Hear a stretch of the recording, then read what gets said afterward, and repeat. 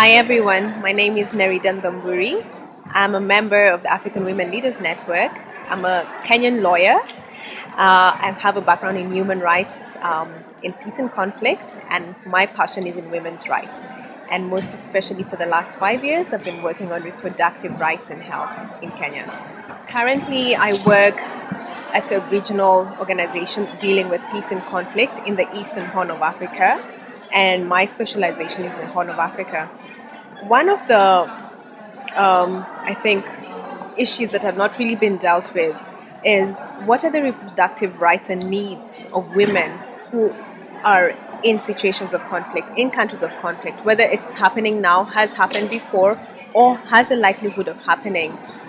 One challenge maybe I would pose is how can we influence policymakers to ensure that the needs of women in conflict are taken care of? HIV positive women, for example, are they getting enough access to antiretrovirals, to medicine, and the emergency responses from governments, or are they just put in refugee camps and that's it?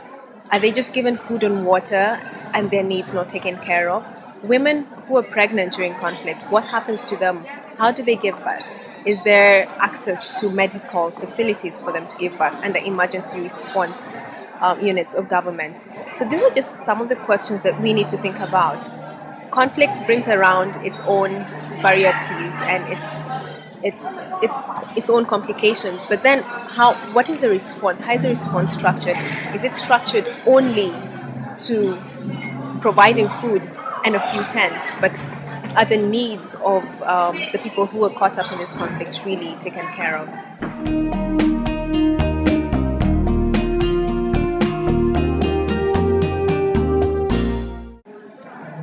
There's been quite a number of campaigns on the African continent run by Africans around the issue of reproductive rights, maternal health.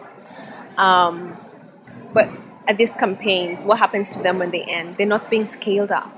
My challenge to you, to me, to us all as Africans is, yes, our governments do have responsibilities, but what are you doing in your sector? Are you in the health sector, the legal sector, civil society sector? Are you taking these issues into account? We have in Africa the highest number of maternal-related deaths. These are preventable deaths, and a challenge to us is, why do we keep having them? Why is 90% of maternal deaths around the world always reported from the African continent and other developing countries? Can we do something about it in our own small sphere of work? To our governments, I would say, your challenge is, your population is 50% women in most African countries. What are you doing to address the needs of these 50% women? Are you talking to them?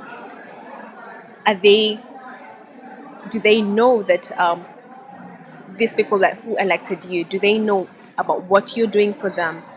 What are you doing in terms of budgetary allocations towards reproductive health, towards your ministries of health and your departments of reproductive health? Are you doing anything? And I would challenge you to seriously start the conversation with women. They are there. Women are working already on the ground, women and men. Start the conversation, find out what the needs are, and actually address the needs of your 50% population. I'm happy to note that in the African continent, it's not all bleak. We have women and men working to repositioning reproductive health and family planning as key components of maternal health in different ministries. I'll take an example from Kenya, where I come from. Through advocacy, campaigning, and forming partnerships and networks, women's groups have managed to include reproductive rights and health as a key component of the Ministry of Health. And this has also meant that budgetary allocations then have been made towards reproductive rights. And I'm happy to note that in 2009, the Department of Reproductive Rights in the Ministry of Health got an increase of a 15% budgetary allocation, which doesn't seem like much, but compared to what it was getting before, this is a step forward, and it can only go higher. And from that 15%, then you can claim for more. And hopefully by 2015 or even earlier, we'll get a budgetary allocation that's able to deal with the magnitude of the problem that we're facing as women in Kenya in terms of our reproductive rights and health. Reproductive rights is not excluded to women and girls. It involves us all. We all have mothers and sisters and daughters and cousins and aunties. And the word reproductive rights is usually viewed as being taboo. Let's not discuss reproductive rights. I would say let's discuss reproductive rights, because reproductive rights is basically a holistic encompassment of who you are, who I am. My mom gave birth to me, and she was able to do this in a safe environment. But if you think about the over 60% of other women who give birth in the fields, who give birth in unsanitary conditions, who die during the time that they're giving birth. Let's talk about these issues. I would say to young girls, to young boys, sit with your parents, sit with your peers and talk about these issues. Young girls, you are entering a period of womanhood.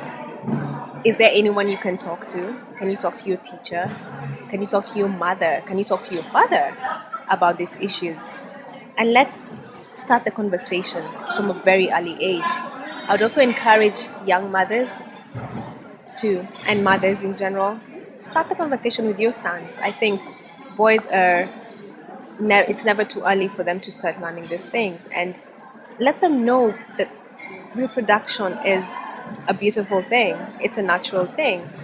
And what's the importance of keeping a woman safe, creating a safe space for her to go through these things. As a network member of the African Women's Leaders Network, my, last word would be, let's keep doing what we're doing. Let's talk to young women. Let's reach young women and older women in the rural areas at the grassroots. Let's start conversations in our houses, in our offices, on the bus to work, and let's let people know what's going on. Let people know that African women are actually taking charge. We do have a voice. We are strong, and we will get our message across in partnership with all of you.